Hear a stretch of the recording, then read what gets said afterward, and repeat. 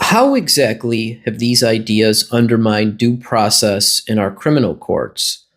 Well, one way is through what I refer to as evidence shield laws. And typically these are referred to with the R word. They call them R shield laws. But as you know, I don't use the R word because some social media platforms don't approve of that term. Regardless, what these laws do is that they restrict defendants from raising the sexual history of an accuser in a criminal court proceeding dealing with a sex offense. Now, this arguably violates the Sixth Amendment, and in any event, it prevents criminal defendants from presenting probative information to the trier of fact. So, this is very unfair.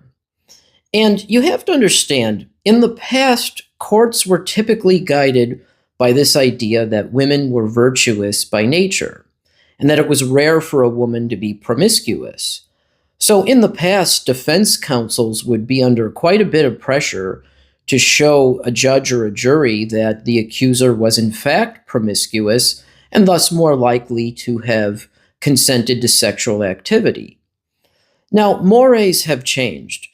Regardless, these laws are still incredibly unfair because they don't allow criminal defendants to provide the trier of fact with information that is in fact quite relevant. You could argue that this information is not relevant in every instance, and courts always had the ability to exclude irrelevant information. But what these laws do is that they unfairly prejudice criminal defendants. Now, some will say that defense counsels would use this information to shame or embarrass accusers.